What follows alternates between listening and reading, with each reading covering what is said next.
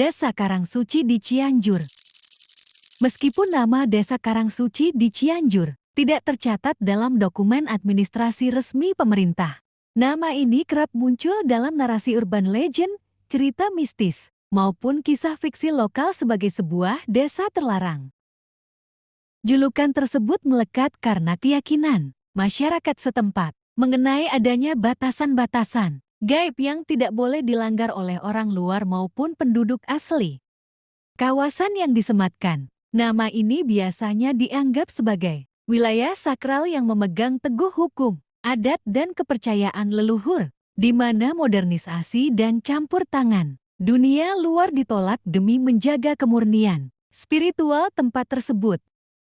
Penyebab utama wilayah ini disebut terlarang dikaitkan dengan keberadaan pantangan dan kutukan kuno yang dipercaya masih berlaku hingga kini. Menurut cerita rakyat yang beredar, ada larangan keras untuk memasuki area tertentu pada waktu-waktu spesifik, seperti saat menjelang maghrib atau pada hari-hari pasaran tertentu dalam penanggalan Jawa dan Sunda.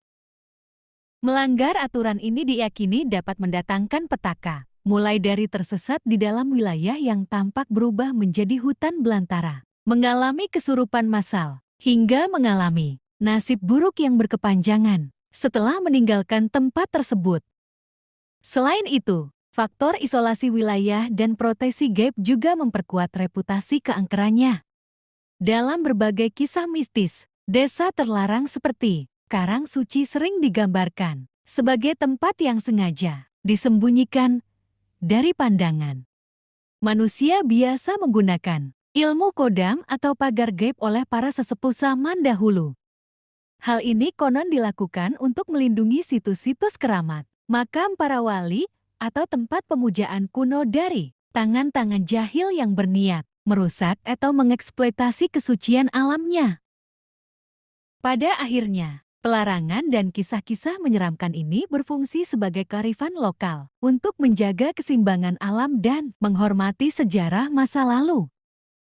Di balik kesan angker dan sebutan desa terlarang, narasi ini secara tidak langsung berhasil mencegah kerusakan lingkungan akibat keserakahan manusia. Melalui cerita tutur yang diwariskan turun-temurun, masyarakat diajarkan untuk selalu menjaga sopan santun, tidak berbicara takabur, dan tidak merusak pohon atau sumber mata air saat berada di kawasan yang dianggap sakral tersebut.